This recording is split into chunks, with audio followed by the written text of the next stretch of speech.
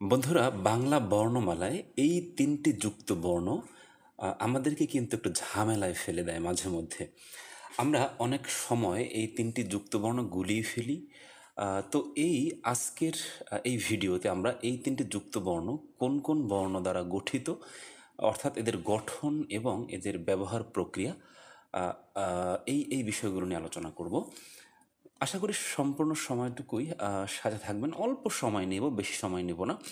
আমরা যে ৩টি যুক্তবর্ণ দেখতে পাচ্ছি, এই যুক্তবর্ণ ৩টির মধ্যে বিশেষ যে মিল রয়েছে, সেই মিল যদি আমরা দেখি তাহলে আমরা দেখতে পাবো যে ৩টা যুক্তবর্ণতে কিন্তু ই বর্ণটি রয়েছে। এখন আসলে উপরের ৩টি যুক্তবর্ণে কোথাও কিন্তু এ নেই, কিন্তু বোঝার সুবিধার্থে আমি বলছি যে এই ৩টি যুক্ত বর্ণে যে কমন একটি বিষয়, সেটি হচ্ছে এই ই বর্ণের মতো দেখতে একটি ব্যাপার রয়েছে। এটিতেও রয়েছে, এটিতেও রয়েছে এবং এটিতেও রয়েছে।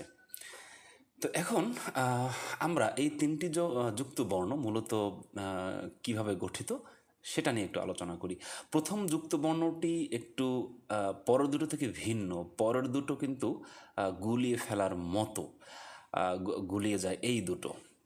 প্রথমটি নিয়ে অতটা ঝামেলা নেই অনেকেরই, কিন্তু শেষের দুটি গুলিয়ে ফেলার মতো। তো এই শেষের দুটি যাতে গুলিয়ে না যায়, সে কারণেই মূলত আজকের ভিডিও।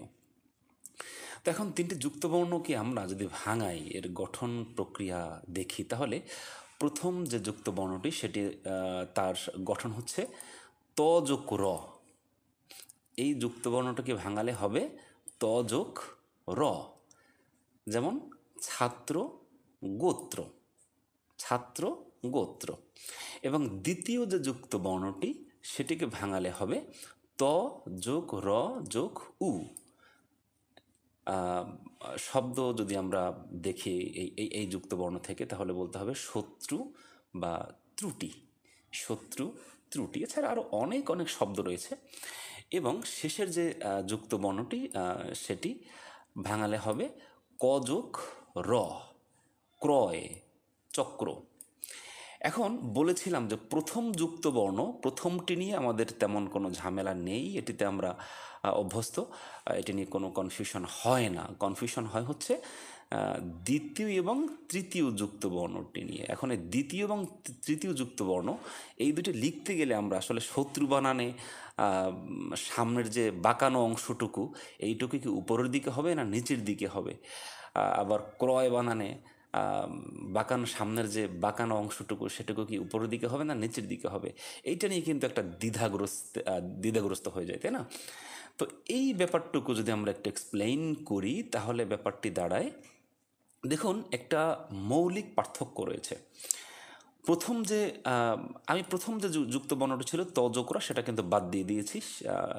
পরের দুটি যুক্ত বর্ণ কনফিউশন করার মতো সেই দুটি নিয়েছি। এখন দেখুন, এই যে বাড়তি যে অংশটুকু, আমি বাড়তি অংশ বলতে বুঝিয়েছি এই যে টান দিলাম এই অংশটুকু, এই অংশটুকু। এখন এই অংশটুকু তজক রজক উ যে যুক্ত বর্ণে, সেটা কিন্তু উপরের দিকে, উপরের দিকে বাঁকানো অংশটুকু উপরের দিকে বেঁকে গিয়েছে। এবং নিচেরটায় দেখুন, এইটা কিন্তু এই যে বাঁকানো অংশটুকু, এটাও কিন্তু নিচের দিকে বেঁকে গিয়েছে, তাই না? তো এখন আমরা কথা হলো, আমরা কিভাবে মনে রাখবো যে নিচেরটা হচ্ছে ক যোগ র? এখন কিভাবে মনে রাখবো? আপনাকে এই দুটি যুক্তবর্ণ মনে রাখার জন্য এই এই এই শেষের যে যুক্তবর্ণটি রয়েছে এটি মনে রাখবেন। দেখুন, ক যে বর্ণটি রয়েছে, ক, ক বর্ণের বাঁকানো অংশটুকু কিন্তু নিচের দিকে। অর্থাৎ আমরা যদি ক লিখি, এরকম লিখি, আমি অবশ্য মাউস দিয়ে লিখতেছি, হাতের লেখা ওরকম ভালো হবে না, এই কিন্তু নিচের দিকে চলে আসলো, তাই না? নিচের দিকে চলে আসলো। এখন এই যে নিচের দিকে চলে আসলো, এই এই এই বর্ণটার কিন্তু বাঁকানো যে অংশটা, সেটাও কিন্তু নিচের দিকে আসলো। আর এই যুক্তবর্ণকে ভাঙালেও কিন্তু হয় ক যোগ র। ক, আমি মাউস দিয়ে লিখতেছি এ কারণে আর কি কেমন হচ্ছে, ক যোগ র, তাই না? তো এখন কথা হচ্ছে এই যুক্ত বর্ণটি আমরা যদি লিখি, তাহলে দাঁড়ায় ক যোগ র। যেহেতু ক এর বাঁকানো অংশটি নিচের দিকে, আর এই যুক্ত বর্ণের বাঁকানো অংশটিও নিচের দিকে। আমরা এভাবে এইটা যদি মনে রাখি, এই দ্বিতীয়টা, তাহলে কিন্তু প্রথমটা মনে রাখতে তেমন সমস্যা হয় না। তো আমরা শুধু মনে রাখবো যে কয়ের যে যুক্ত বর্ণটি সেটি নিচের দিকে যাবে এবং অন্যটি উপরের দিকে যাবে। তো এই ছিল মূলত আজকের ভিডিও। আশা করি ভালো লেগেছে।